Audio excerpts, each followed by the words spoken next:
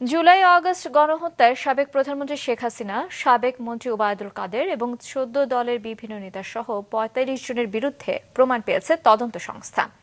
আন্তর্জাতিক অপরাধ ট্রাইব্যুনালে আজ এই তথ্য তুলে ধরেন চিফ প্রসিকিউটর মোহাম্মদ তাজুল ইসলাম। এর আগে সকালে সাবেক আইনমন্ত্রী আনিসুল হক, শিক্ষামন্ত্রী দীপু মনির সহ ১১ মন্ত্রী সহ মোট ১৯ জনকে হাজির করা হয় আন্তর্জাতিক অপরাধ ট্রাইব্যুনালে।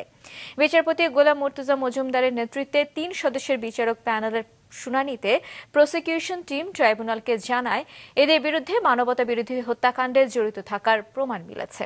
এ সময় ট্রাইব্যুনাল আগামী ২০ জুলাইয়ের মধ্যে প্রতিবেদন দাখিলের নির্দেশ দেন। এদিকে জুলাই গণহত্যায় শেখ হাসিনা এবং পুলিশের সাবেক আইজি আব্দুল্লাহ আল মামুনের মামলার তদন্ত কাজ প্রায় শেষের দিকে বলে জানিয়েছেন চিফ প্রসিকিউটর। অন্যদিকে গুম খুনের অভিযোগে শেখ হাসিনা সহ রাষ্ট্রের তৎকালীন ঊর্ধ্বতন কর্মকর্তাদের সরাসরি সংশ্লিষ্টতার প্রমাণ তদন্তে পাওয়া গেছে বলে জানায় প্রসিকিউশন।